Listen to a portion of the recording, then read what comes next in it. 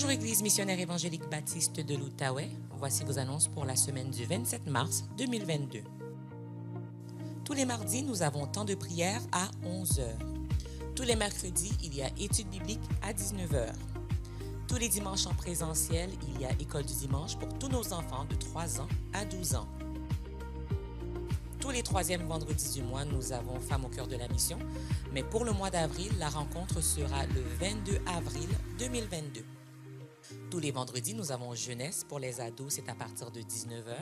Et pour les jeunes adultes, c'est à partir de 20h.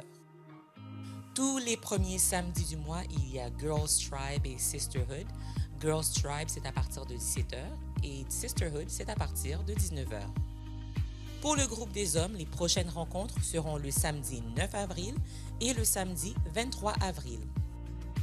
Tous les dimanches, nous sommes en présentiel à l'église à partir de 10h. S'il vous est impossible de vous joindre à nous en présentiel, vous pouvez suivre le culte en ligne sur YouTube. Vendredi le 1er avril 2022, nous aurons notre temps de prière avant la Sainte Seine sur Zoom.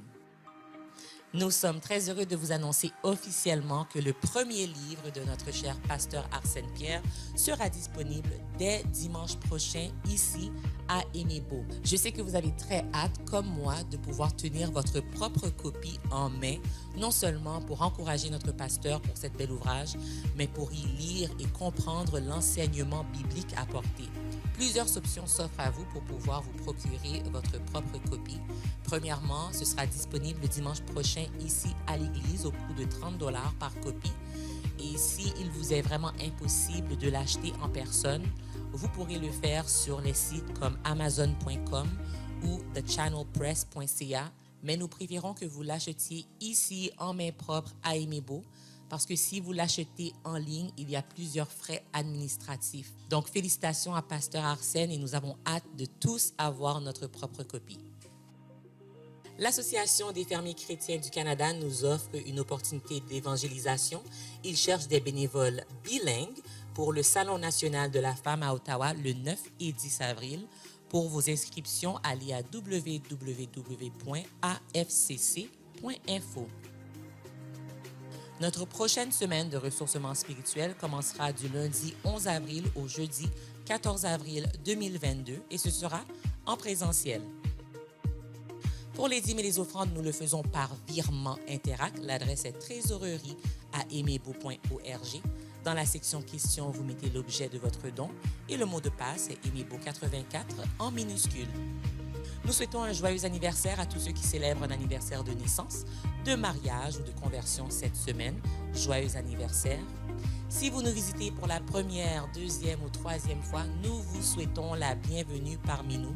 Si vous avez des questions ou un besoin, n'hésitez pas de nous contacter par les moyens ici à l'écran, tout en vous souhaitant bonne adoration, bon culte.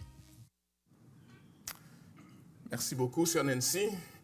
Que la paix et la grâce de Dieu soient avec vous. Amen. Vous ici en présentiel et vous qui êtes en ligne, nous sommes très contents de vous accueillir ce matin pour ce culte d'adoration et de louange de l'Église missionnaire évangélique baptiste de l'Outaouais.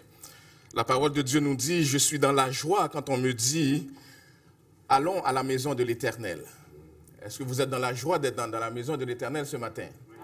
J'espère que c'est le cas, et c'est le cas en tout cas pour moi, et pour nos amis visiteurs qu'on a avec nous ce matin, et chacun d'entre vous.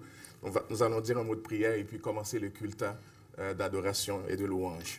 Notre bon Père Céleste, quel privilège de pouvoir nous joindre ensemble comme peuple racheté par les mérites de Jésus-Christ pour t'offrir cette adoration, la louange que nous te devons comme un peuple sauvé. Nous prions que le nom de Jésus-Christ soit honoré ce matin, que tout ce qui se fait au cours de ce temps d'adoration soit pour la gloire de Jésus-Christ et que nous puissions, Seigneur, sortir d'ici non pas contents d'avoir chanté, mais contents d'avoir rencontré Jésus-Christ, contents de l'avoir loué et de l'avoir glorifié, le seul vrai Dieu, notre Seigneur, notre Sauveur. C'est en son nom que nous te prions et que nous t'adorons.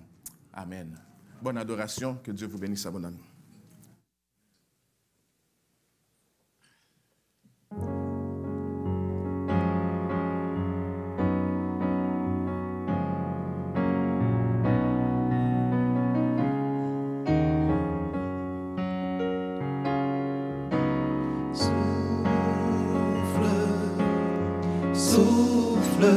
Dieu, nous t'accueillons. Viens purifier nos cœurs. Ô souffle, souffle de Dieu, nous t'accueillons. Viens purifier nos cœurs. Rends-nous souples devant toi,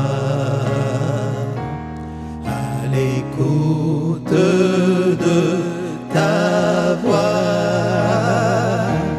Rends-nous sensibles à ton cœur. Sois le roi, sois le Seigneur. Oh, souffle, souffle de Dieu, nous t'accueillons. Viens purifier nos cœurs. Oh, souffle, souffle de Dieu, nous t'accueillons. Viens purifier nos cœurs. Quand ton peuple s'humilie, renouvelle en lui ta vie. Chasse l'orgueil et la crainte et rends ton Église sainte.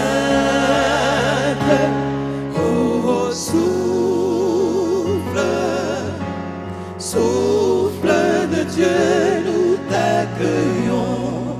Viens purifier nos cœurs. Oh, souffle, souffle de Dieu, nous t'accueillons. Viens purifier nos cœurs. Oh, souffle, souffle de Dieu, nous t'accueillons. Viens purifier nos cœurs. Oh, souffle, souffle de Dieu, nous t'accueillons. Viens purifier nos cœurs. Nous t'accueillons, nous t'accueillons. Viens purifier nos cœurs. Nous t'accueillons. Viens purifier nos cœurs. Alléluia. Merci Seigneur. Donc l'assemblée reste debout pendant que nous allons faire ensemble la lecture du psaume 145.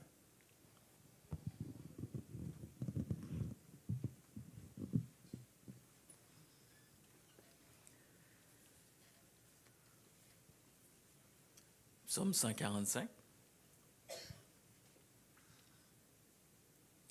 Je t'exalterai, ô mon Dieu, mon roi, et je bénirai ton nom à toujours et à perpétuité. Chaque jour, je te bénirai, et je célébrerai ton nom à toujours et à perpétuité. L'Éternel est grand et très digne de louange, et sa grandeur est insondable. Que chaque génération célèbre tes œuvres et publie tes hauts faits. Je dirai la splendeur glorieuse de ta majesté, je chanterai tes merveilles. On parlera de ta puissance redoutable et je raconterai ta grandeur. Qu'on proclame le souvenir de ton immense bonté et qu'on célèbre ta justice. L'Éternel est miséricordieux et compatissant, lent à la colère et plein de bonté. L'Éternel est bon envers tous, et sa compassion s'étend sur toutes ses œuvres. Toutes tes œuvres te loueront, ô Éternel, et tes fidèles te béniront.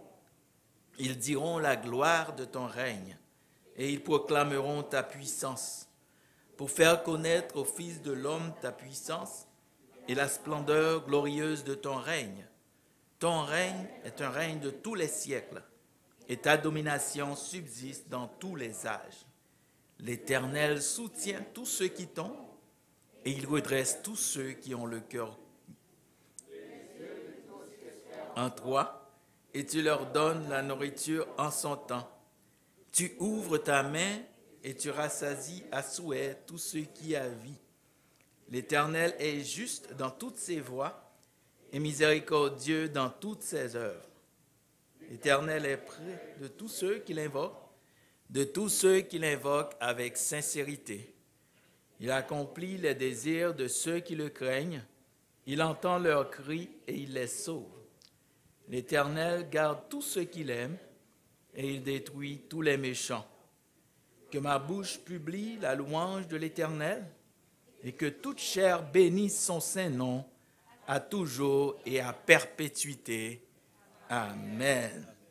Que ma bouche publie la louange de l'Éternel et que toute chair bénisse son saint nom à toujours et à perpétuité. Nous allons l'exalter ce matin, le louer pour le Dieu merveilleux qu'il est. Amen.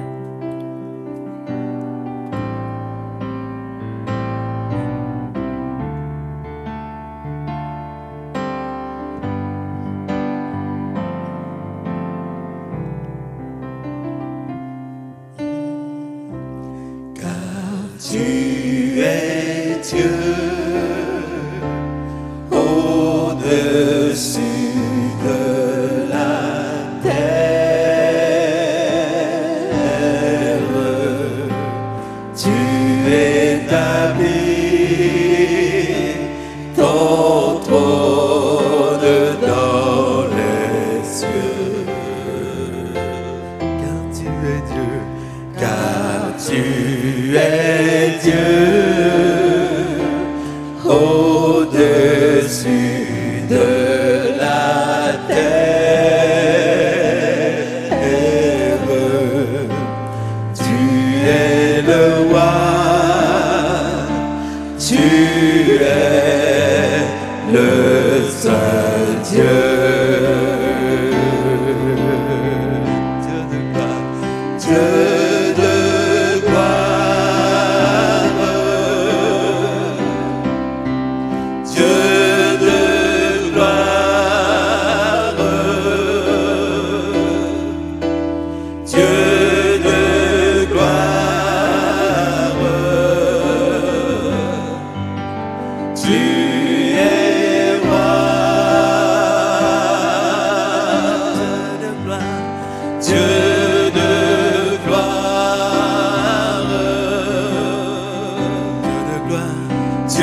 de gloire, Dieu de gloire, tu es roi, car tu es Dieu au-dessus de la terre. Tu établis ton trône dans les cieux. Car tu es Dieu, car tu es Dieu au-dessus de la terre. Tu es le roi, tu es le seul Dieu. Dieu de gloire, Dieu de gloire, Dieu de gloire, tu es roi, Dieu de gloire, Dieu de gloire, oh, Dieu de gloire, Dieu de gloire, Dieu de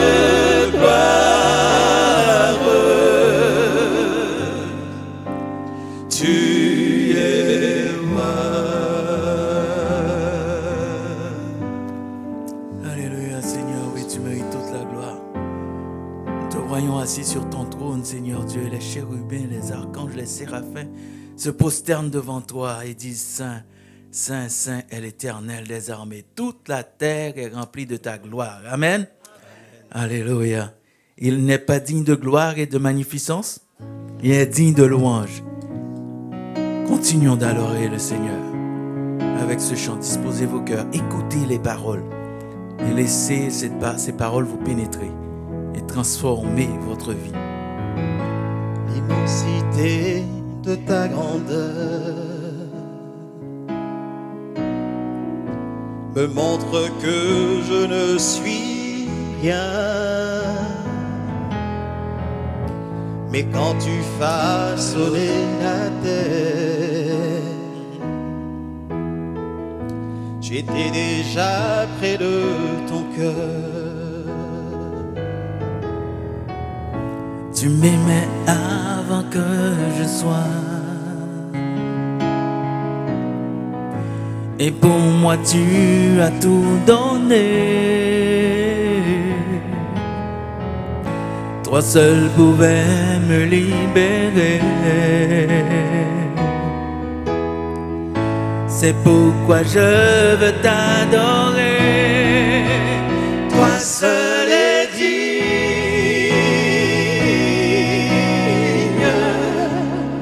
de recevoir louange et gloire pour l'éternité. Toi seul est digne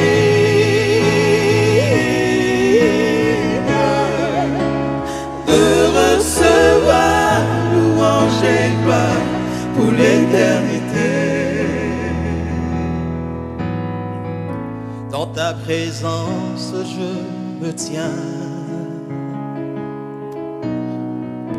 car tu as ce dont j'ai besoin. La joie, la vie et le bonheur sont dans tes pas, vivant sauveur. Toi seul est digne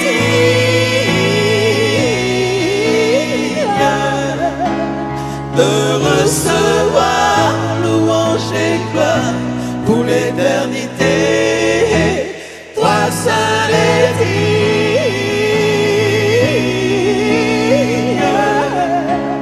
de recevoir louange et gloire pour l'éternité. Alléluia.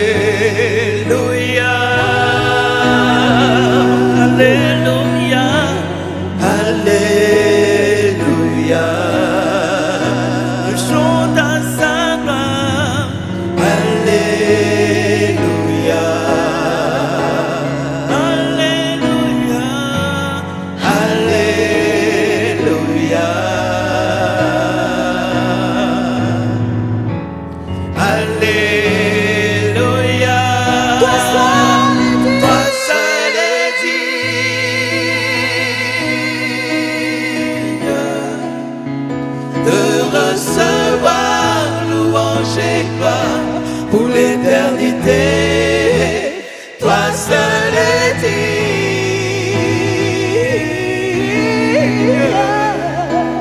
de recevoir louange et gloire pour l'éternité. Toi seul est digne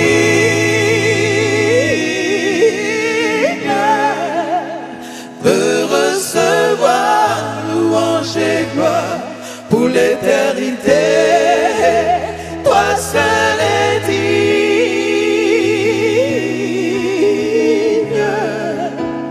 de recevoir louange et gloire pour l'éternité. S'il est digne de gloire, acclamez-le maintenant ce matin. S'il est digne d'adoration, s'il est digne de louange, s'il mérite toute la gloire. Si tu es venu pour cela ce matin, continuez d'acclamer notre Dieu pour ce qu'il a fait et pour ce qu'il est. Alléluia. Tu mérites la gloire et tout honneur. Pour t'adorer et je bénis ton Saint-Nom. Tu mérites la gloire et tout honneur. Je lève mes mains pour t'adorer et je bénis ton Saint-Nom. car Tu es grand, tu fais de si grands miracles.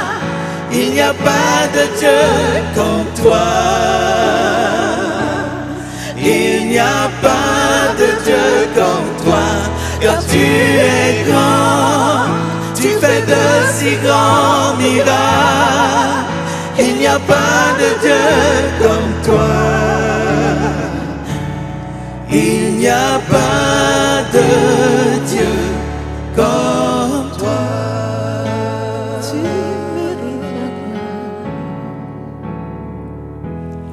tu mérites la gloire. Tu mérites la gloire et tout honneur. J'élève mes mains pour t'adorer et je bénis ton Saint-Nom. Tu mérites la gloire et tout honneur. J'élève mes mains pour t'adorer et je bénis ton Saint-Nom. Car tu es grand, tu fais de si grands miracles. Il n'y a pas de Dieu comme toi. Il n'y a pas de Dieu comme toi. Car tu es grand, tu fais de si grands miracles. Il n'y a pas de Dieu comme toi.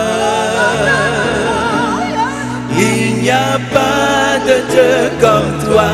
Quand tu es grand, tu fais de si grands miracles. Il n'y a pas de Dieu comme toi.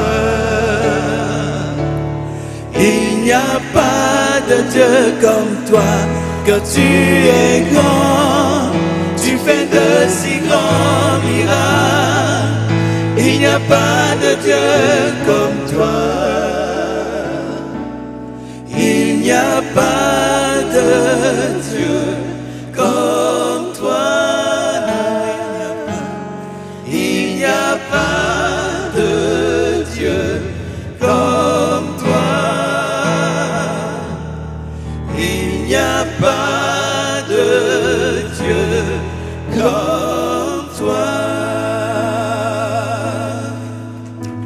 Alléluia. Il n'y a pas de Dieu comme notre Dieu. Non, il n'y en a pas. Il n'en a jamais eu et il n'y en aura jamais. Amen. Gloire à Dieu. La voix du Seigneur nous appelle. Prends ta croix et viens, suis-moi. Je réponds, Sauveur fidèle, me voici.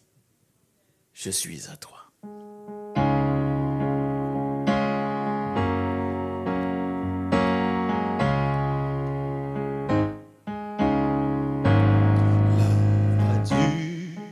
Seigneur m'appelle, ta croix et viens, suis-moi. Je réponds, Sauveur fidèle, me voici, je suis à toi. Jusqu'au bout, je veux te suivre dans les bons, les mauvais jours. À toi pour mourir et vivre, à toi Jésus pour toujours. Mais le chemin du calvaire est étroit et périlleux. C'est un chemin solitaire, difficile et ténébreux jusqu'au bout, jusqu'au bout. Yes. Je veux te suivre dans les bons, yeah, les mauvais jours. Yeah. À toi pour mourir et vivre, à toi Jésus pour toujours. Il faut qu'il de ce qu'on aime, savoir être mal jugé, endurer l'injure même Du monde être méprisé jusqu'au bout, jusqu'au bout. Je veux te suivre dans les bons, les mauvais jours. À toi pour mourir et vivre, à toi Jésus pour toujours. Oui, perdre sa propre vie, consentir à n'être rien, n'avoir qu'une seule envie, aimer Jésus le seul bien jusqu'au bout, jusqu'au bout. Je veux te suivre dans les bons, les mauvais jours. À toi pour mourir et vivre, à toi Jésus pour toujours. Jésus donne grâce et gloire pour le suivre pas à pas. Avec lui, joie et victoire, paix et bonheur ici-bas. Jusqu'au bout, je veux te suivre dans les bons, les mauvais jours. À toi pour mourir et vivre, à toi Jésus pour toujours. Jusqu'au bout, jusqu'au bout. Je veux te suivre dans les bons, les mauvais jours. À toi pour mourir et vivre, à toi Jésus pour toujours. Alléluia. Jusqu'au bout, Seigneur. Oui, nous voulons être à toi. Nous voulons t'adorer, te louer, t'exalter, jusqu'à ce que tu viennes ou que tu nous rappelles. Que ton nom soit loué, béni, exalté. Amen. Vous pouvez vous asseoir.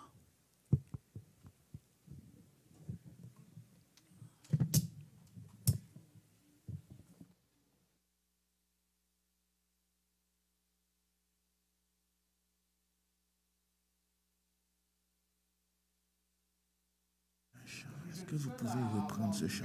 He is risen, là, flashé par l'écran. Non, je ne suis pas le seul parce que Louise l'a vu aussi. He is risen, il est ressuscité. Il faut dire que, bon, on l'a vu passer vite, là. Je me demandais si c'est juste moi qui l'ai vu, mais il faut se dire, on est une communauté qui avons vu qu'il est ressuscité. Puis ça fournit, si on veut, la pierre angulaire, ça fournit la fondation de tout ce que nous faisons, que Jésus n'est pas mort, mais est ressuscité, et en lui, tous ceux qui, par sa grâce souveraine, avons cru à lui, nous partageons aujourd'hui cette résurrection spirituelle, et nous allons partager au jour de la résurrection générale, la résurrection du corps, pour être comme il est pour toujours. C'est ça l'espoir chrétien. Courbons-nous devant le Seigneur. Prions Dieu. Ô Dieu trinitaire, Père, Fils et Saint-Esprit, nous venons devant toi par ton élection, par ton appel dans l'alliance de ton Église, par ton amour scellé pour nous avec le sang de Jésus-Christ, ton Fils unique. Ô Père, toi qui as tout créé pour et en Jésus-Christ par le Saint-Esprit, nous venons t'adorer, nous qui comme race, qui nous sommes avérés rebelles. En Adam et Ève, nous sommes portés en rébellion contre ton règne. Nous avons choisi d'être notre propre roi. Puis nous voyons notre propre Dieu. Puis nous voyons maintenant la race chuter, tomber, perdue sans espoir.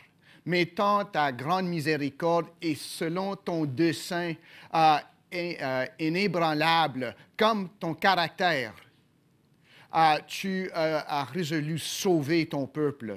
Et tu l'as fait en nous gardant par ta parole et ton Saint-Esprit.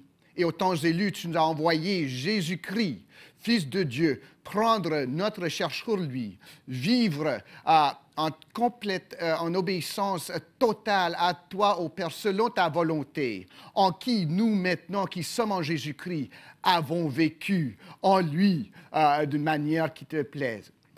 Il s'est porté à la croix volontaire. Il n'y a personne qui l'a obligé. Ô Jésus, tu as choisi de porter la croix pour nous. Tu as choisi de porter l'opprobre pour nous. Tu as choisi de détourner la colère de Dieu pour nous. Et en toi, Jésus, dans ta mort, nous avons le pardon du péché. Et dans ta résurrection, nous avons la justification accordée par la foi à tous ceux qui, par ta grâce souveraine, sont venus à Dieu par nous. Et maintenant, grâce à ton Saint-Esprit, nous marchons de progrès en progrès. Nous portons à chaque jour notre croix.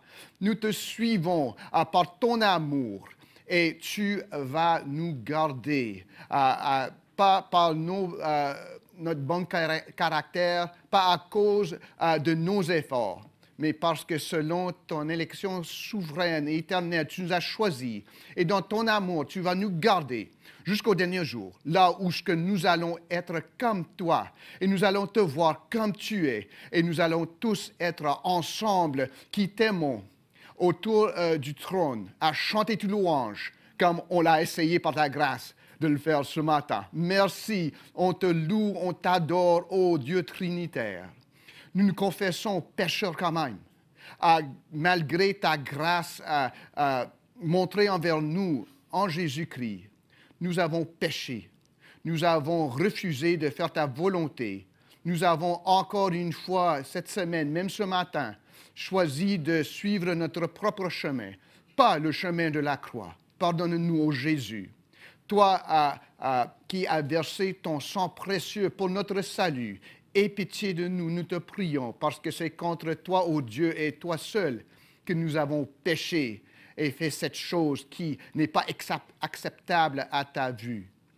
Nous te remercions de ce que, par ta grâce, et non selon notre mérite, tu nous pardonnes, et que tout ce qui se trouve en Jésus-Christ par ta grâce, on le pardon à cause du sang de Jésus-Christ et de l'amour de Dieu exprimé envers nous en Jésus-Christ. Donc, ô Dieu, nous te remercions pour le pardon que tu nous donnes. Aide-nous, Saint-Esprit de Dieu, à marcher en sainteté, comme lui qui nous a appelés est saint. Garde-nous, aide-nous à persévérer. Donne-nous la persévérance, bien, parce que sans toi, nous ne pouvons rien faire. Merci pour ton salut. Merci pour ton pardon. Nous te rendons grâce pour la semaine qui vient de s'achever et la nouvelle semaine qui commence. Nous te rendons grâce pour ta préservation, pour les accidents qui n'ont pas eu lieu, pour les maladies qu'on n'a pas poignées, pour un rétablissement que tu nous as donné. Nous te rendons grâce avec notre sœur Anne Beaubien, pour Danny qui est sorti de l'hôpital, qui même hier se promenait dans la rue avec Anne. Oh, merci, oh Dieu, que tu puisses, en plus de le rétablir encore, l'établir dans son âme, qu'il puisse se tourner envers toi, que nous soyons encore plus dans la joie pour notre sœur Anne et sa famille.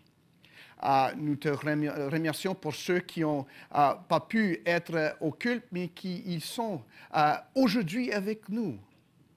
Nous te rendons grâce pour les malades qui ont persévéré, qui ont trouvé une grâce spéciale, même dans leur maladie. Merci, ô Père. Merci pour ce beau pays où nous restons. Nous habitons notre pays, notre patrie temporaire, jusqu'à ce que tu nous rappelles à notre patrie céleste, grâce à Jésus-Christ. Merci, ô Père. Nous te prions pour ce monde accablé par son péché, par la violence, par l'injustice. Nous pensons à nos pays d'origine, où il y a bien de nos sœurs et nos frères qui souffrent de la pauvreté, de l'injustice, pour la foi de Jésus-Christ. Protège-les, nous te prions. Rétablis la justice et l'ordre dans plusieurs de nos pays. Nous prions pour l'Ukraine, qu'il ait une paix, que tu puisses protéger aujourd'hui ceux qui vont faire face au danger, que tu puisses veuille punir les injustes et les tyrans. Veuille élever les pauvres et les justes. Nous te prions, ô Père. Nous prions pour ceux qui sont malades, pour notre sœur Saraphine. Merci qu'elle fait des progrès pour sœur Esther, pour sœur Daniel, pour sœur Léna et d'autres qui éprouvent de la douleur et qui passent à travers une maladie. Pour ceux qui attendent un diagnostic, que tu puisses leur donner la patience, la foi et une totale dépendance de toi. Nous prions pour l'Église de Jésus-Christ, pour sa fidélité. Nous prions pour les pasteurs, que tu puisses les garder en fidélité à leurs vœux d'ordination, à leur troupeau, à ton appel. Je prie pour l'Église Bathroad Baptist ce matin, qui passe à travers des eaux troublées. Je prie pour le couple pastoral qui vient de quitter. Garde cette Église et son témoignage, nous te prions. Nous prions pour nous-mêmes aujourd'hui. Garde-nous à l'écart du péché, que nous puissions être des lumières qui reflètent la lumière insupportable, mais merveilleuse de Jésus-Christ, lumière du monde. Que nous puissions refléter ça d'une façon que, par notre témoignage, Jésus, ça te plaise d'appeler du monde qui sont en train de mourir à toi pour la vie éternelle. Merci pour tout ce que tu fais parmi nous. Merci de t'être servi de nous comme tes outils, comme tes ouvriers. Bénis la prédication, nous te prions, et notre prédicateur. Bénis le temps que nos enfants vont passer à l'école du dimanche maintenant et leurs moniteurs. Nous te rendons grâce pour eux.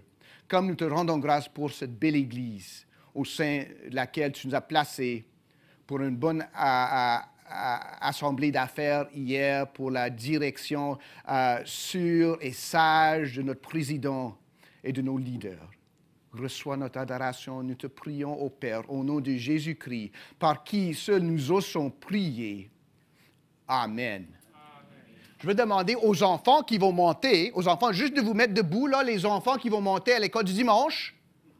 Puis, parents, vous guettez vos enfants parce que si vous ne montez pas par après, les ramassés vont passer la semaine ici au bâtiment.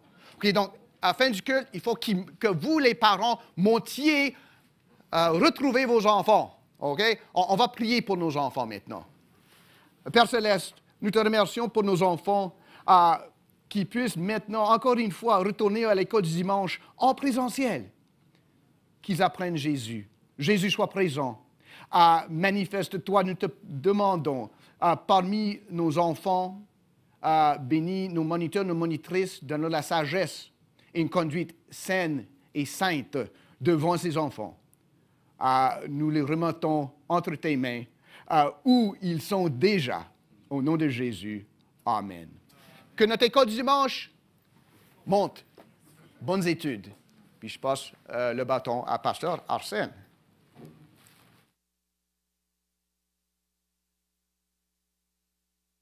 La paix du Seigneur soit avec vous. J'allais ouvrir ma Bible, mais ce n'est pas moi qui prêche ce matin. Je suis très content d'accueillir un serviteur de Jésus-Christ, un ami, Dr. John Brown. Ça fait quelques années maintenant qu'on se connaît. Il a été directeur général de mission à l'intérieur de l'Afrique, ancien pasteur. Et puis aujourd'hui, il fait encore ministère d'évangélisation auprès de la génération africaine ici au Canada. C'est un très grand plaisir, mon frère, de t'accueillir et que le Seigneur t'utilise pour bénir le peuple du Seigneur ce matin. Très content. Merci, frère.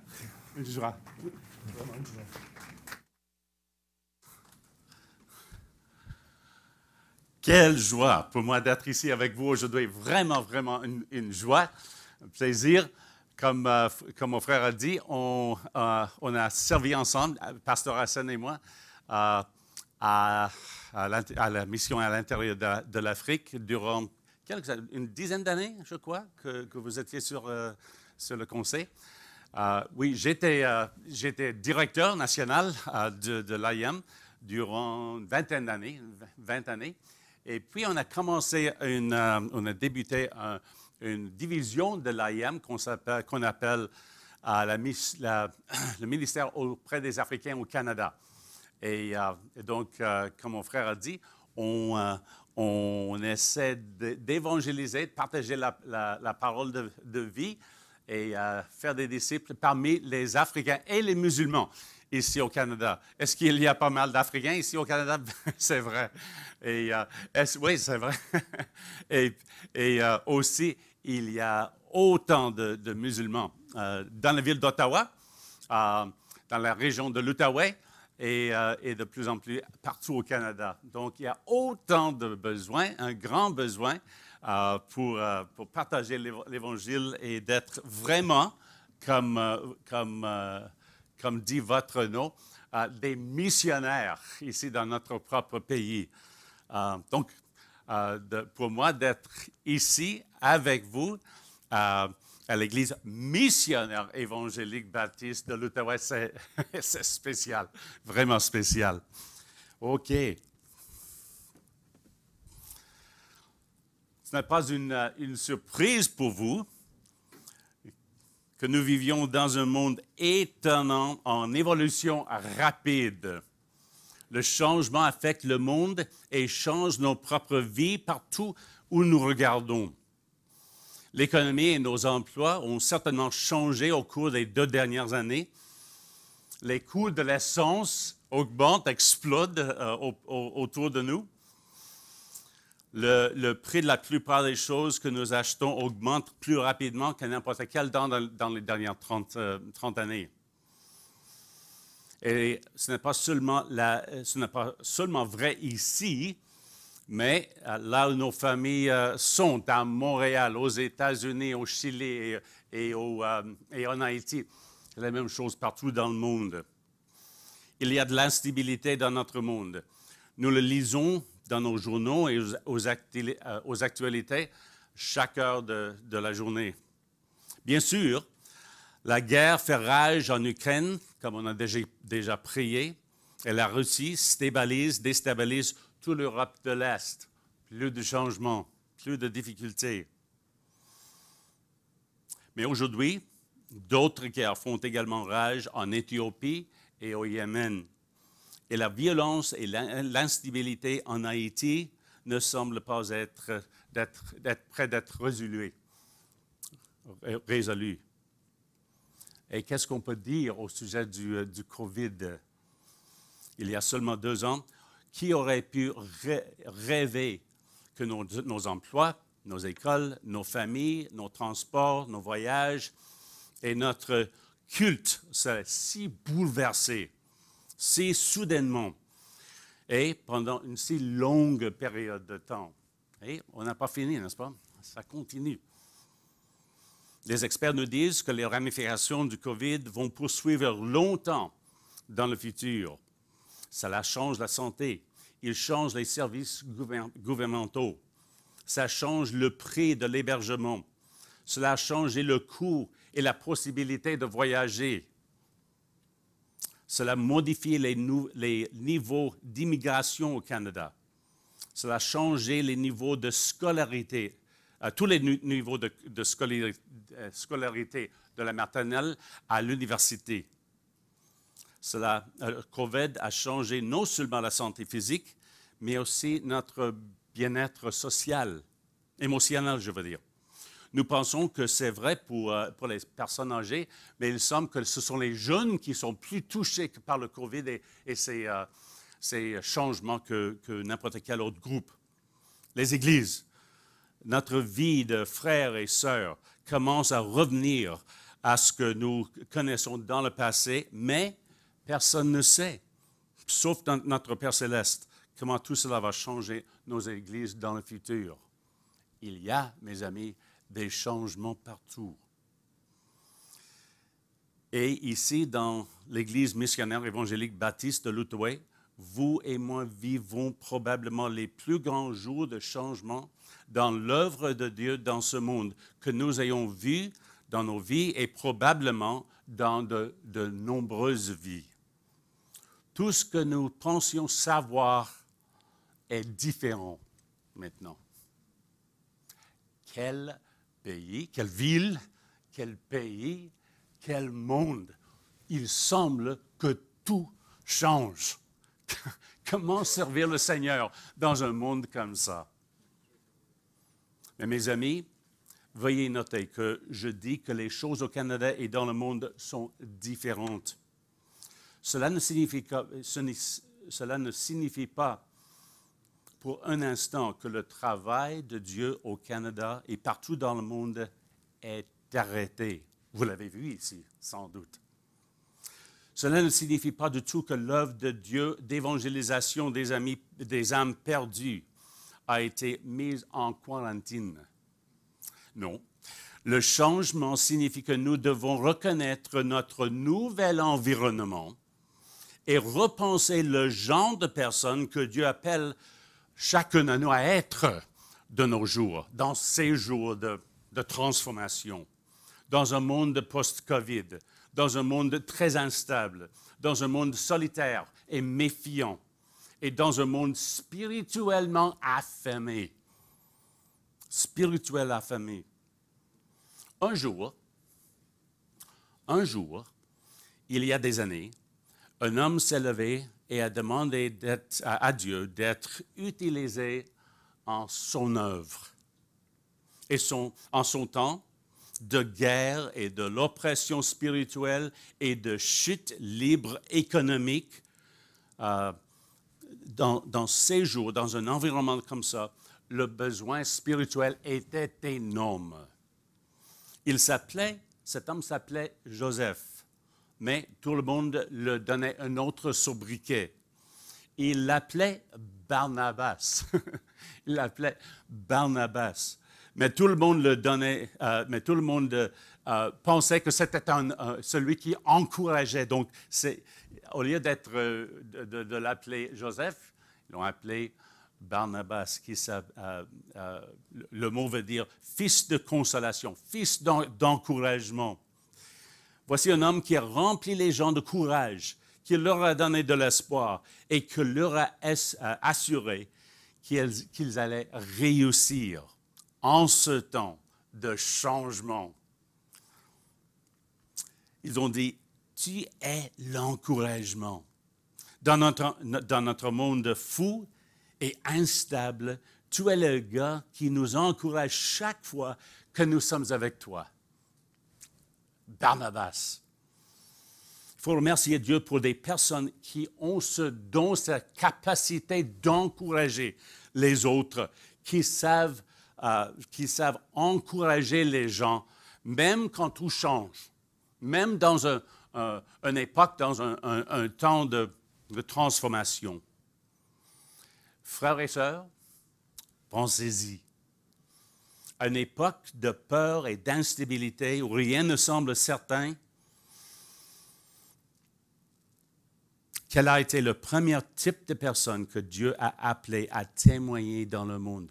La première personne qui a apporté l'Évangile aux autres personnes. Est-ce que c'était un apôtre Paul? Est-ce que c'était quelqu'un qui pouvait vraiment prêcher, qui a pu changer le monde avec ses paroles. Pas du tout. C'était quelqu'un qui pouvait encourager les autres. Pensez-y.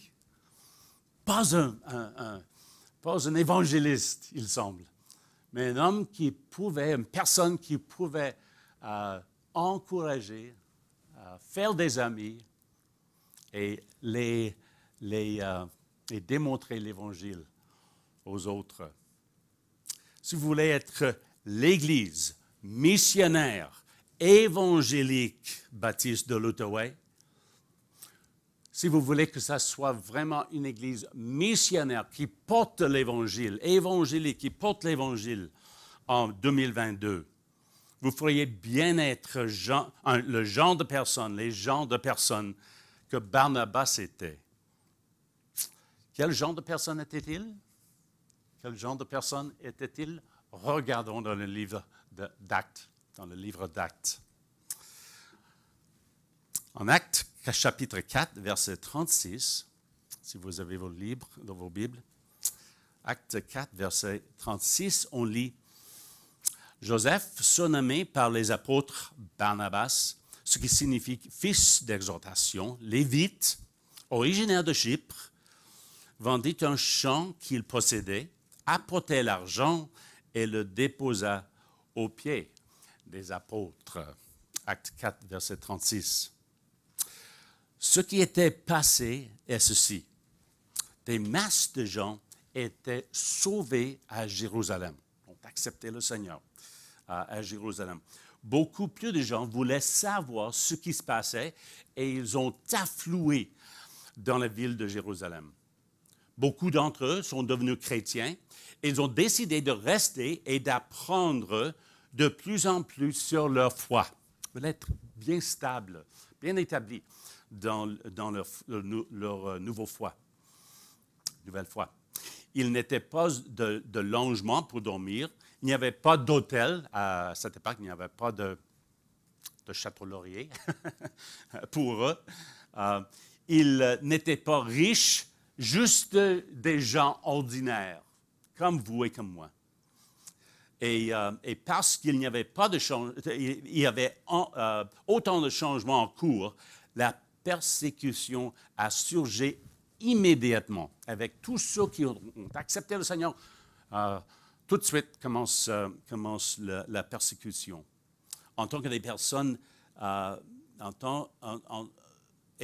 étant de ces personnes n'avaient nulle part où aller, rien à manger, il y avait donc un grand besoin de ressources financières. Tout changeait dans la ville. Mais Barnabas avait des biens immobiliers. Il a dit, je sais ce que je vais faire. J'ai un terrain, il y a de la valeur, et je veux le vendre. Je peux le vendre facilement. Alors, il a vendu le terrain, il a donné aux apôtres et il a dit, voici l'argent de cette vente. Je pense que vous pouvez l'utiliser pour aider ceux qui souffrent ici à Jérusalem, nos frères, nos sœurs. Qu'est-ce qu'il a fait? Il a vu un besoin, il a éménagé pour répondre à ce besoin. Il a vu une charge et il a décidé de le lever. C'est comme l'apôtre Paul a écrit plus tard, portez les fardeaux les uns des autres. Portez les fardeaux des autres. Barnabas a compris que pour encourager et avancer l'Évangile, quelquefois, il faut enlever la charge d'autres, la charge des autres. Vous dites, je n'ai aucun bien à vendre. Je n'ai aucun bien, je n'ai pas un terrain que je peux vendre aujourd'hui. Comment est-ce que ça applique à moi? Eh bien, vous n'avez pas besoin d'avoir une maison à vendre, un appartement à vendre, un terrain à vendre pour être comme Barnabas aujourd'hui. Peut-être vous avez de l'amour que vous pouvez donner.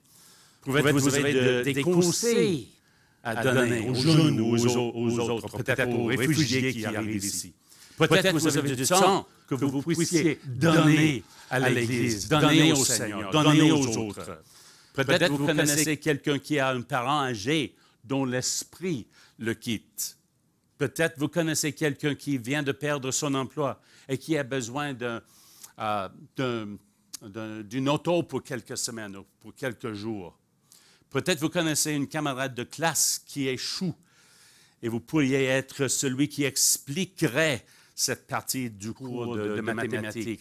Nous avons tous quelque chose à donner aux autres comme Barnabas l'a fait. À Montréal, il y a une charmante jeune femme de France qui est venue au Québec l'automne passé pour travailler dans notre équipe de MAC, dans notre équipe de ministère auprès des Africains au Canada. Sandrine, elle s'appelle. Sandrine est calme, elle aime rire, elle aime la parole de Dieu. Elle est vraiment étudiante de la parole de Dieu. Et elle est venue travailler avec nous pendant 6 mois. Nous sommes ravis qu'elle a décidé de continuer à servir avec nous ici au Canada à long terme. Il y a 2 mois, un jeune habitant de Kyrgyzstan, une partie de la Russie, de Kyrgyzstan, a immigré à Montréal. Anna, un petit garçon, elle est complètement nouvelle dans notre culture. Elle ne parlait ni français ni anglais. Sandrine a rencontré cette jeune maman et s'est tout de suite rendu compte que c'était quelqu'un qui a vraiment besoin d'aide. Anna, elle s'appelle, cette femme de Kyrgyzstan, elle s'appelle Anna. Anna avait d'abord besoin d'un ami. Et puis, elle et son fils ont dû apprendre le français. Et donc, 2 fois par semaine, Sandrine rencontre Anna, là-bas à Montréal, rencontre Anna pour lui apprendre le français. Elles sont devenues, Anna et Sandrine, elles sont devenues de grandes amies. Et comme Sandrine enseigne le français à Anna, elle lui enseigne aussi la Bible. Et Anna est tellement intéressée. Il semble que bientôt elle va accepter le Seigneur comme sauveur. Vous voyez, Sandrine s'est rendue compte qu'Anna avait une charge et elle est venue aider et à la soulever. Elle est un leveur de charge. Vous voyez, nous avons tous quelque chose à donner. Nous avons tous quelque chose à donner. Si nous y réfléchissons, il y a quelqu'un à qui nous pouvons dire, « Regarde, as-tu besoin? Je crois que je peux t'aider. Je crois que je peux t'aider. » Ne serait-il pas merveilleux d'avoir une Église pleine d'hommes et de femmes qui veulent soulever les fardeaux de quelqu'un d'autre et porter les fardeaux de quelqu'un d'autre? C'est ce que l'homme Barnabas a fait et le Seigneur l'a utilisé pour avancer l'Église dans ses premiers jours. Il était un leveur de charge. Et deuxièmement, Barnabas était un constructeur de ponts. Un constructeur de ponts.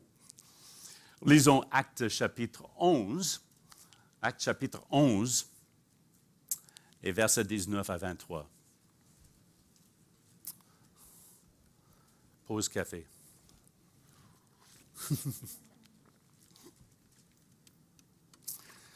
Ceux qui avaient été dispersés par les persécutions survenues à l'occasion d'Étienne allèrent jusqu'en Phénicie, dans l'île de Chypre, et à Antioche, annonçant la parole seulement aux Juifs. Regardez, seulement, notez bien, seulement aux Juifs. Il y eut cependant parmi eux quelques hommes de Chypre et de Cyrène qui, étant venus à Antioche, s'adressèrent aussi aux Grecs, maintenant aux Grecs, et leur annoncèrent la bonne nouvelle du Seigneur Jésus. La main du Seigneur était avec eux et un grand nombre de personnes c'est grec, un grand nombre de personnes crurent et se convertirent au Seigneur. Le bruit en parvint aux oreilles des membres de l'Église de Jérusalem. Qu'est-ce qui se passe là-bas? Aux oreilles des membres de l'Église de Jérusalem. Et ils envoyèrent qui? Barnabas à Antioche. Lorsqu'il fut arrivé et qu'il eut vu la grâce de Dieu, il s'en réjouit. Et il les exhorta tous à rester d'un cœur ferme, attachés au Seigneur. Que le Seigneur bénisse sa parole. Donc, qu'est-ce qui se passe ici? Qu'est-ce qui se passe à Jérusalem? À Antioche, je veux dire. Tout comme à Jérusalem, plusieurs années auparavant, un grand nombre de personnes à Antioche décidaient de suivre Jésus. Les chrétiens de Jérusalem ont été persécutés et beaucoup d'entre eux ont quitté la ville. Certains d'entre eux ont débarqué à Antioche. Ils ont commencé à raconter l'histoire du Seigneur ressuscité. Les gens ont cru. L'élan a commencé à se créer et il y a eu un bouleversement, un autre changement. Pas seulement maintenant à Jérusalem, mais maintenant un grand changement à Antioche. Cette ville a été bouleversée pour le Seigneur Jésus. Changement, transformation. Maintenant, la nouvelle de cette venue à Christ est revenue à Jérusalem, au quartier général de l'Église où se trouvaient les apôtres. Et les apôtres ont dit, les disciples de Jésus ont dit, qu'est-ce qui se passe? Nous ne comprenons pas cela. C'est tout à fait différent. Toutes sortes de Grecs sont sauvés là-bas à Antioche. Est-ce qu'ils sont vraiment sauvés? Est-ce que c'est le vrai christianisme? Voyez-vous, les apôtres ne l'avaient pas approuvé, ils ne l'avaient pas initié, ils n'avaient pas veillé dessus. Ils ont dit, est-ce que c'est vraiment de Dieu? Cette nouvelle genre d'église, cette nouvelle communauté chrétienne. Et qu'est-ce qu'ils ont fait? Bien, vous savez, ils ont envoyé celui qui encourageait. Ils ont envoyé Barnabas là-bas, en Antioche, pour voir ce qui se passe, pour donner une étude, si on veut, si vous voulez. Et la parole dit que c'était un homme bon, rempli du Saint-Esprit et de foi. Il monta et, la parole dit, qu'il vit la grâce de Dieu. Il a vu Dieu se déplacer d'une telle manière qu'il a dit, ceci a le cachet indéniable de Dieu dessus. C'est vraiment quelque chose de Dieu, quelque chose que Dieu fait. Et qu'est-ce que la Bible dit que Barnabas a donc fait? La Bible dit qu'il s'en réjouit, qu'il les exhorta, encouragea, il les exhorta tous à rester attachés au Seigneur. Il était content et il les a encouragés. Quel homme! Il les a encouragés. Il a dit, frères et sœurs, vous l'avez, gloire à Dieu. Accrochez-vous à Jésus. C'est merveilleux ce que vous faites. Et Barnabas a probablement été vu dans toute la ville en train de donner des tapes dans le dos, mettant les bras autour des nouveaux chrétiens en disant « Louez le Seigneur, c'est vraiment de Dieu, c'est quelque chose de Dieu. » Et la Bible dit qu'il les a encouragés à continuer avec le Seigneur, attachés au Seigneur. Là-bas, à Jérusalem, était ce qu'on pourrait appeler le christianisme traditionnel. Le christianisme traditionnel, là-bas à Jérusalem. Les apôtres étaient là. Ils savaient exactement ce que Dieu était en train de faire, ce qu'il faudrait faire. ils étaient tous juifs. Mais ici à Antioche, il y a quelque chose de nouveau qui se répand. L'Église de Jérusalem ne l'a pas débuté, ils ne l'ont pas contrôlé, et incroyablement, c'était parmi les Grecs, les non-juifs. C'était tellement différent, tellement différent. Et maintenant, voici Barnabas. Barnabas avait grandi au même endroit que beaucoup de ces personnes, de ces premiers témoins d'Antioche. Eux, ils venaient de Chypre. Lui, il venait de Chypre. Il comprenait ces gens. Il les comprenait. C'était son genre de peuple. Et il connaît ce groupe. Il a dit que ce sont des gens comme moi. Et ils ont dit au sujet de Barnabas, c'est un homme comme moi. C'est une personne comme moi. Alors qu'il devient à ce temps donc, il était un constructeur de ponts. Il était juif, il venait de Chypre, mais à travers Jérusalem, il savait ce que le Seigneur faisait là-bas, mais il a vu et il participait en ce que le Seigneur faisait à Antioche. Il est devenu un pont. C'est un type qui voit ce que Dieu fait ici et il sait ce que Dieu a fait là. Il connaît l'ancien et il voit le nouveau. Il croit à la tradition, mais il croit aussi à la frontière. Et Dieu l'utilise pour rassembler. Pour rassembler, oui. C'est un constructeur de ponts. Constructeur de ponts. J'ai un ami très cher à Calgary qui s'appelle Sumbo. Sumbo a grandi au Nigeria. Il a mis sa foi en Christ comme son sauveur quand il était à l'université et il est devenu cadre chez Shell Oil, la compagnie Shell. Au cours de ces années, il s'est beaucoup impliqué dans l'Église nigérienne et il servait avec ces églises pour annoncer l'Évangile aux musulmans et aux musulmanes de son pays. Il aimait la façon dont Dieu utilisait l'Église nigérienne pour partager la bonne nouvelle de Jérusalem dans son pays à travers l'Afrique. Il a voyagé, il a été impliqué parmi les missionnaires nigériennes et africaines partout en Afrique. Avec le temps, la compagnie pétrolière Shell a envoyé Sumbo travailler dans les bureaux en Alberta, ses bureaux à Calgary. Presque immédiatement, Sumbo et sa femme se sont impliqués dans une grande église multiethnique dans cette ville, à Calgary. Mais il a vu que trop de membres de cette église, en particulier ceux d'Afrique, aimaient le Seigneur, mais ils ne voyaient pas que Dieu les a amenés ici au Canada en tant que missionnaires. Trop de ces compatriotes africains qui sont ici connaissent et aiment l'œuvre de Dieu là-bas, il a pensé, mais ils ne voient pas comment ils peuvent faire avancer l'Évangile ici.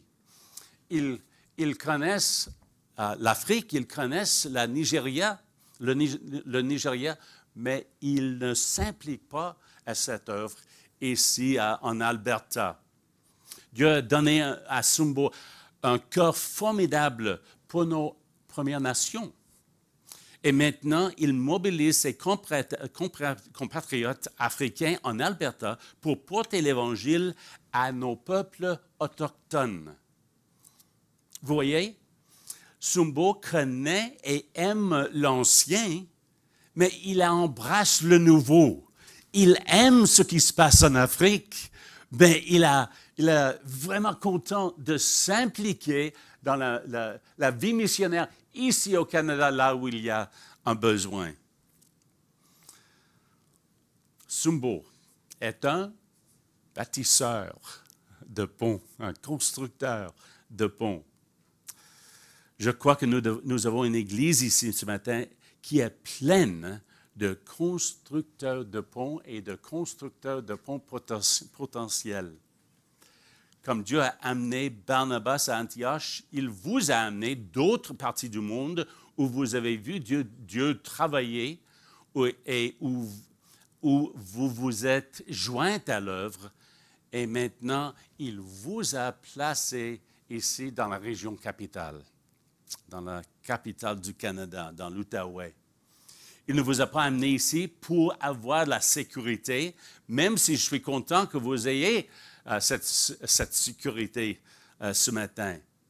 Dieu ne vous a pas amené ici pour construire votre carrière, même si j'espère que vous avez de bons emplois. Il ne vous a pas amené ici pour l'éducation de vos enfants, même si j'espère que vos enfants réussissent bien à l'école. Non, Dieu vous a amené ici pour être des baptiseurs du pont. Des ponts, je veux dire. Vous connaissez ce que le Seigneur fait ailleurs. Vous étiez impliqués dans l'œuvre ailleurs. Maintenant, c'est le temps de vraiment avancer l'œuvre ici au Canada parmi les non-convertis, les non-atteints ici dans la ville d'Ottawa, dans l'Outaouais. Vous pouvez être l'avenir de l'Église de Jésus-Christ ici au Québec et au Canada. Vous êtes l'espoir de l'Église ici au Canada.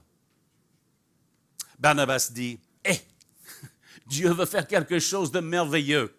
Et Dieu fait quelque chose de merveilleux ici à Antioche. Ça me touche, ça me frappe. C'était l'encouragement qu'il a donné aux croyants d'Antioche qui a lancé l'Église mondiale dont nous faisons partie aujourd'hui. Barnabas était un don pas seulement à la ville d'Antioche, mais il était un don de Dieu pour nous aussi, parce qu'il a ouvert l'Église à tout le monde, les non-juifs. Ainsi, à son époque, où le monde explosait d'opportunités et de besoins, Barnabas était un leveur de charges et un constructeur de ponts. Mais je vais vous dire une autre façon dont Barnabas a été un missionnaire évangélique. Missionnaire évangélique. Et Barnabas était un développeur de disciples, un faiseur de disciples. Acte chapitre 11, versets 25 et 26. Acte 11, 25 et 26. Barnabas se rendit ensuite à Tarse pour chercher Saul. Et l'ayant trouvé, il l'amena à Antioche. Pendant toute une année, ils se réunirent aux assemblées de l'Église et ils enseignèrent beaucoup de personnes. Ce fut à Antioche que, pour la première fois, les disciples furent appelés chrétiens. Pas un accident. Maintenant, Barnabas regarde autour de lui et dit, voyons donc, regardez ce qui se passe ici. Ces gens ont besoin d'être instruits. Ils ont besoin de quelqu'un pour les développer. Moi, j'ai fait tout ce que je peux faire, mais il faut quelqu'un qui peut les développer plus loin. Nous devons trouver quelqu'un qui n'a pas peur de changement et qui peut aider à amener ces personnes avec nous. Et je connais juste le type. Je connais ce type Saul.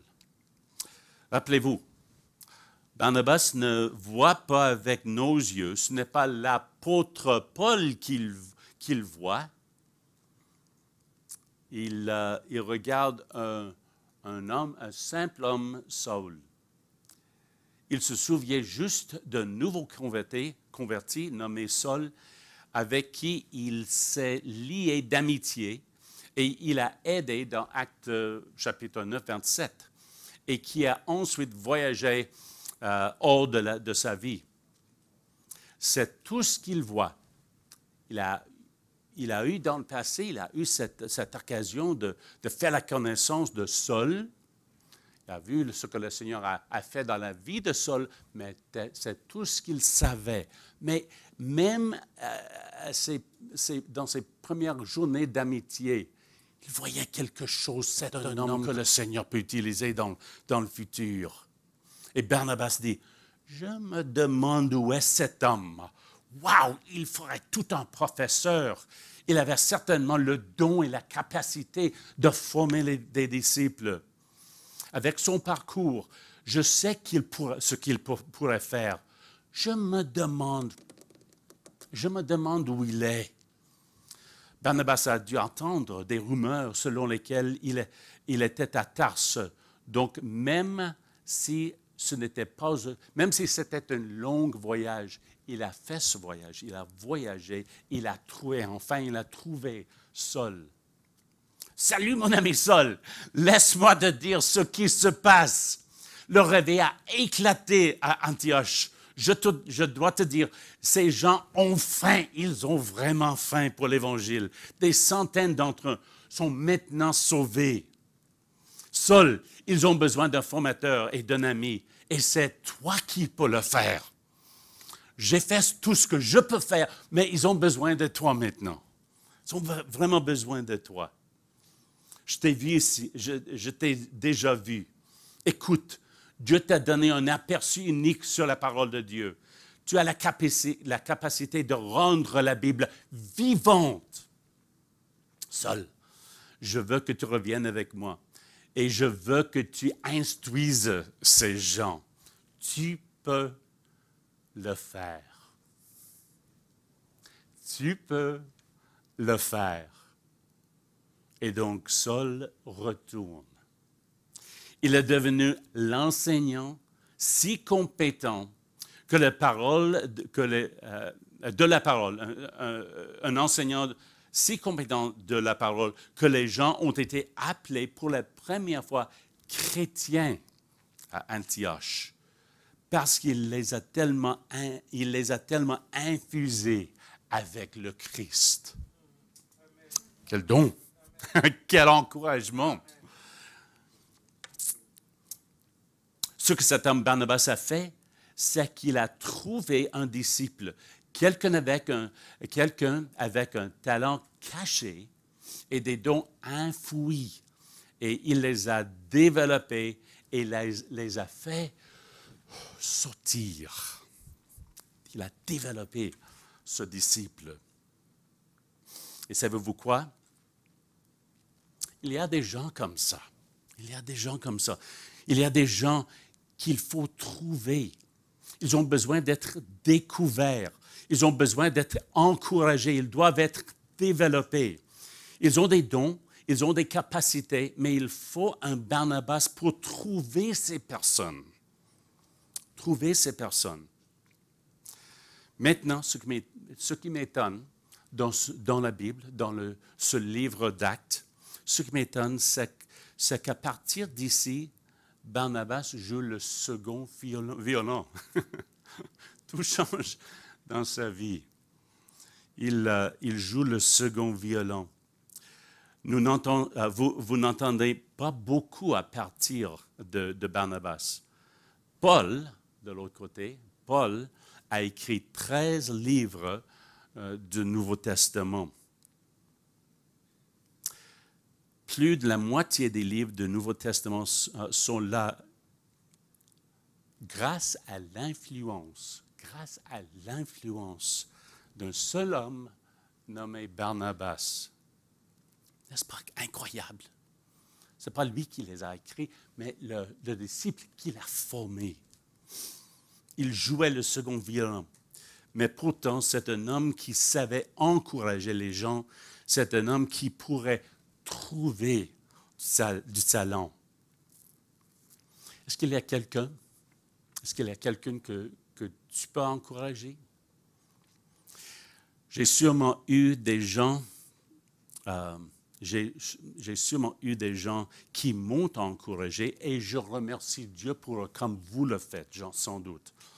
En tant que jeune homme dans mon église à Ottawa, je n'avais jamais pu me considérer comme un homme, un gars que le Seigneur pourrait utiliser.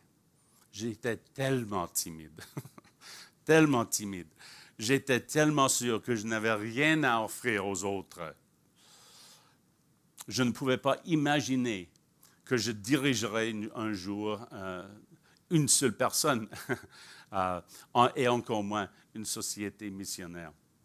Mais je remercie Dieu pour les gens qui ont mis leurs bras autour de mes épaules et ont dit, tu peux le faire. Tu peux le faire. Peut-être pas maintenant, mais dans le futur, tu peux le faire. Et ils m'ont encouragé. Que Dieu nous donne des Barnabas. Que Dieu nous donne des Barnabas, des gens qui disent, il y a un homme du nom de Saul là-bas, je crois que Saul peut le faire. Saul, viens ici. Voici un travail que tu peux faire. Et je le vois en toi et que tu peux le faire. Il s'est tenu à ses côtés pour l'encourager. Ce n'est pas surprenant qu'il appelle cet homme Barnabé, fils de consolation, celui qui encourageait. Pas surprenant que c'était celui qui encourageait les autres. Parce que, mes amis, il était un leveur de charge. Il était un constructeur de ponts. Et il était un développeur de disciples.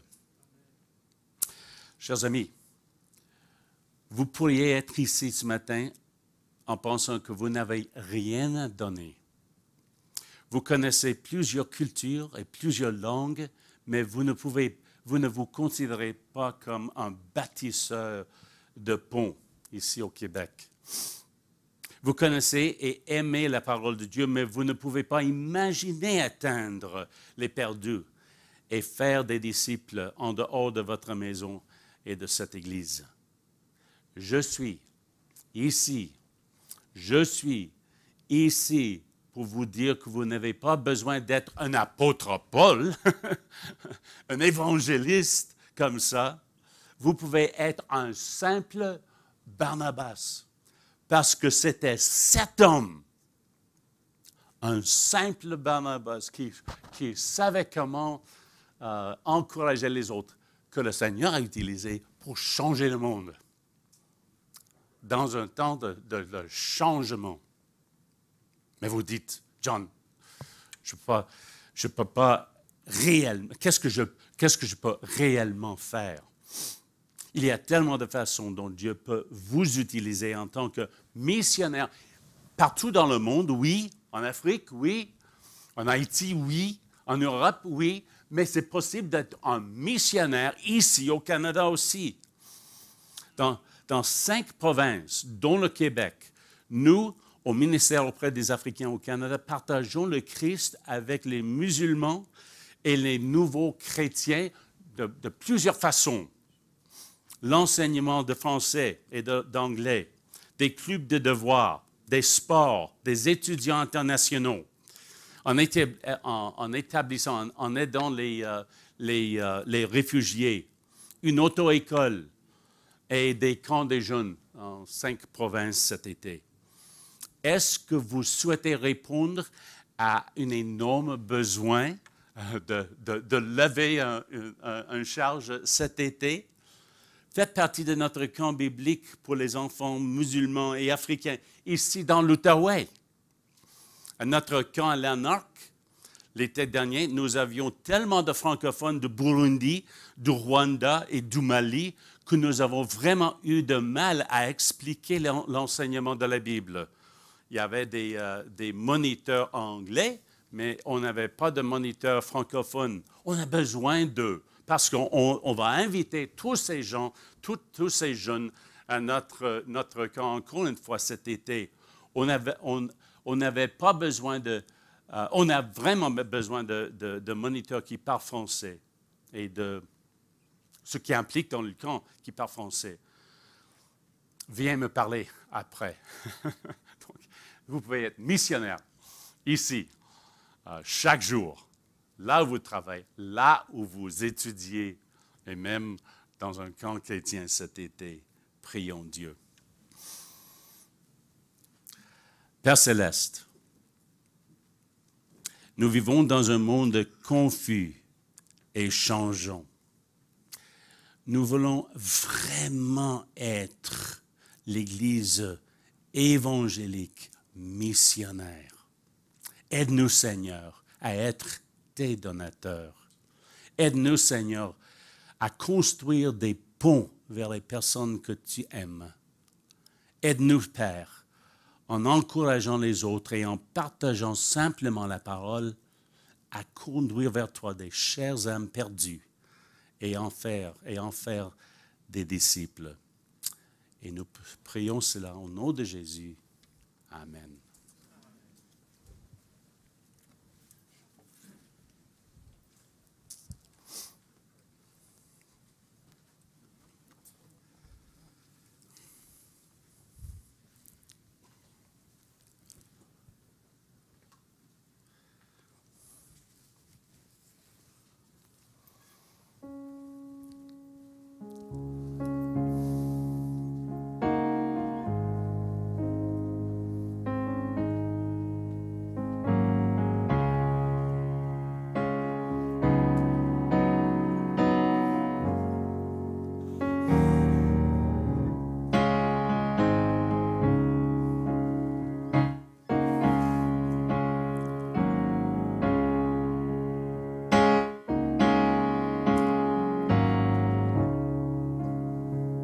Veux-tu, Seigneur, m'appelle, prends ta croix et viens, suis-moi.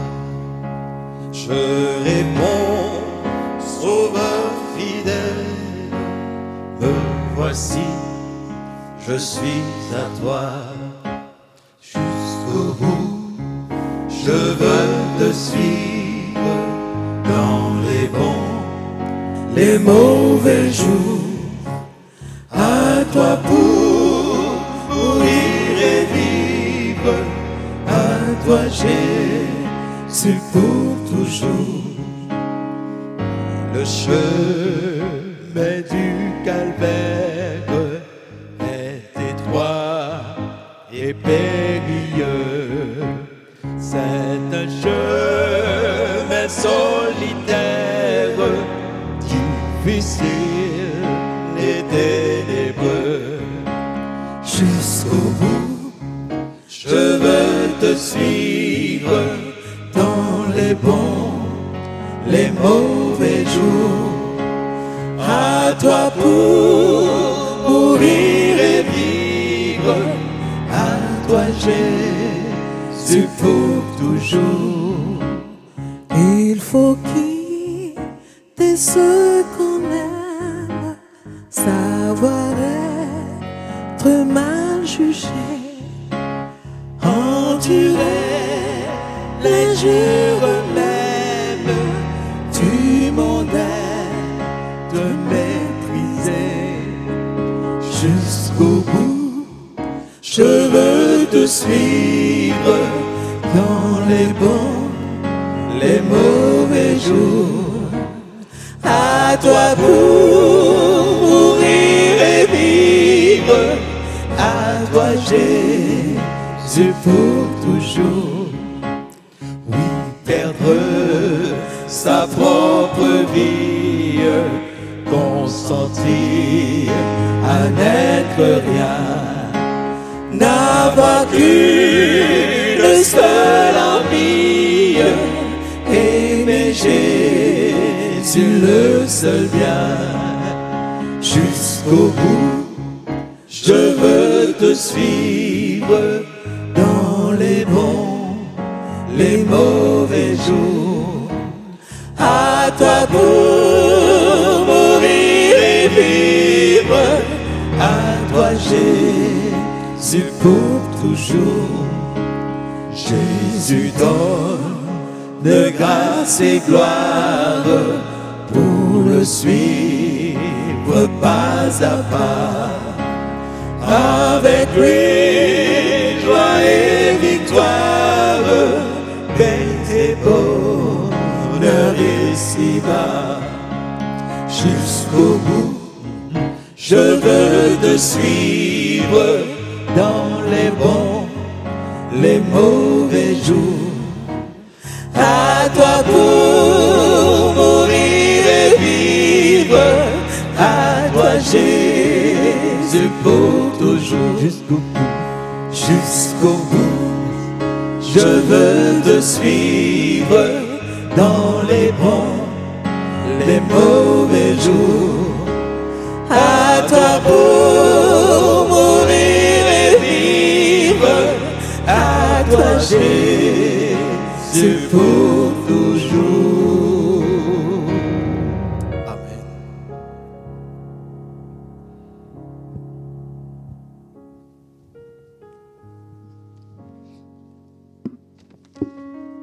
Frères et sœurs en Jésus-Christ, avant de nous quitter, je veux vous dire que notre pasteur principal, pasteur Arsène Pierre, a commandé 1000 copies d'une présentation simple de l'Évangile, une présentation conçue pour atteindre nos concitoyens dans cette période de pandémie. En référence au passeport vaccinal, cette ressource s'appelle Passeport pour le ciel. Passeport pour le ciel. Et à la forme d'un passeport, on y trouve les éléments fondamentaux de l'Évangile. Et nous voulons réellement, comme Église missionnaire, nous mettre à l'œuvre après 2 ans de réclusion. C'est le temps de sortir. Voici comment nous allons procéder. Premièrement, nous allons vous inviter à vous inscrire pour la distribution qui se fera dans le quartier où est situé notre édifice d'église, mais aussi distribution auprès de nos contacts dans notre voisinage ou dans notre lieu de travail ou autre. Donc, et ce sera par la distribution dans le quartier, mais aussi une distribution directe aux gens de notre entourage. Deuxième chose, nous ferons la distribution les 9 et 16 avril, donc 2 samedis.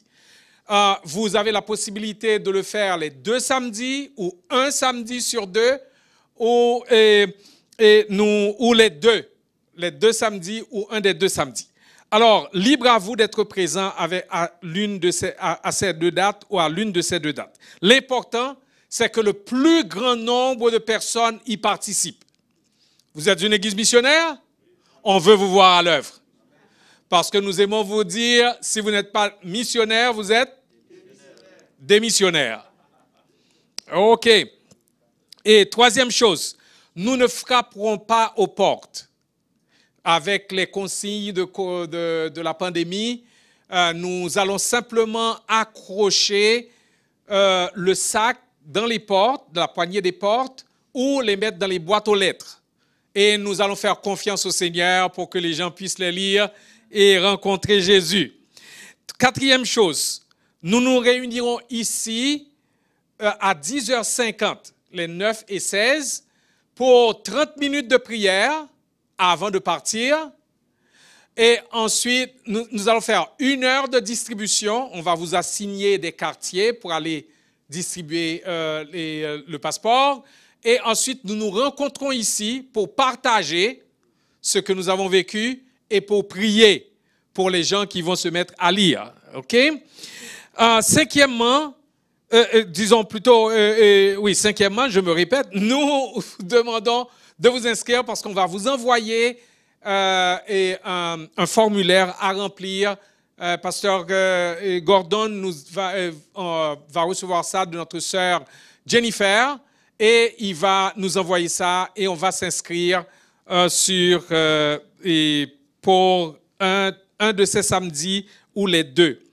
Donc, il y a une équipe composée de Marc-Antoine, Magda, Jennifer et Patrick, qui sont de la CRE, la première cohorte, Nancy et moi. Eh bien, nous sommes en train de travailler sur la mission d'Emebo pour soumettre les moyens à l'équipe pastorale. Comme Église missionnaire, le temps est venu de nous lever et de nous retirer du silence et de l'inactivité pour continuer le travail dans le quartier. Croyant que le Seigneur est capable d'utiliser même nos efforts les plus maladroits pour attirer des hommes et des femmes à son Fils Jésus-Christ, nous allons nous mettre à l'œuvre. Mais avant de partir, j'aimerais vous demander quelque chose, s'il vous plaît. Un peu de patience. J'aimerais que vous preniez un temps pour répondre à cette question. Qu'est-ce que Dieu vous a-t-il dit dans la prédication d'aujourd'hui? Et quelle réponse lui donnez-vous? Qu'est-ce que Dieu vous a-t-il dit dans cette prédication? Et quelle réponse lui donnez-vous? Prenons un temps de silence pour une prière personnelle. Et ensuite, je prononcerai la bénédiction.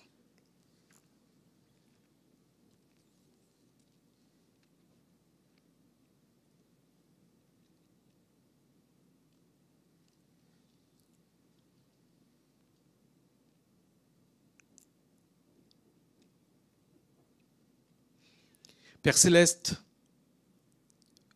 Dieu saint, comme Ésaïe, qui a vu ta gloire, a vu sa misérable condition, a été purifié par toi, entendant ta voix nous appeler, nous voulons répondre, me voici, envoie-moi. Nous ne voulons pas le dire simplement du bout des lèvres, nous voulons le dire avec tout notre cœur, étant pleinement convaincus que nous ne pouvons rien par nous-mêmes, comptant sur les grâces que tu donnes par ton Saint-Esprit, pour que nous puissions faire ce que toi seul peux nous rendre capables de faire, que nous puissions dire comme Paul, nous pouvons tout par toi qui nous fortifie. Renvoie-nous avec ta bénédiction et ta paix et rends-nous conscients de cette mission à laquelle tu nous envoies partout, tout au cours de cette semaine. Et bénis ce faible effort que nous allons faire, aussi maladroit ou qu'il puisse être. Tu es capable de l'utiliser pour attirer des hommes et des femmes à ton Fils Jésus-Christ. Sur toi nous comptons. Et bénis notre frère qui nous a parlé de ta part. Remplis sa coupe afin que partout où il passera pour partager ta parole, tu interpelles les cœurs, tu transformes les cœurs, tu mobilises une armée de témoins, d'ambassadeurs de Christ, et que ton nom en soit béni et glorifié. Par Jésus-Christ, nous t'avons prié. Amen. Mes frères et sœurs, allez dans la puissance de l'Esprit de Jésus-Christ. Faites tout le bien possible, à toute personne possible, en tout lieu possible, par tous les moyens possibles. Faites tout le bien possible pour la gloire de Jésus-Christ et soyez de bons représentants de Christ. Allez dans la paix du Seigneur. Bon dimanche à vous tous. Au plaisir de vous revoir à la réunion d'études bibliques mercredi prochain, Dieu voulant.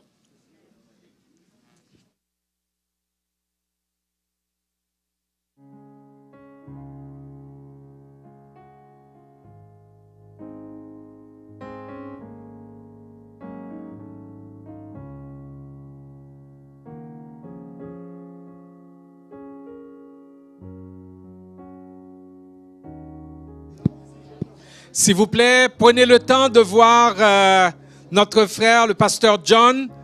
Vous pouvez prendre le temps d'aller lui parler au sujet de ce à quoi il nous invite comme camp. Alors, prenez le temps de le voir et de lui poser des questions. D'accord, merci.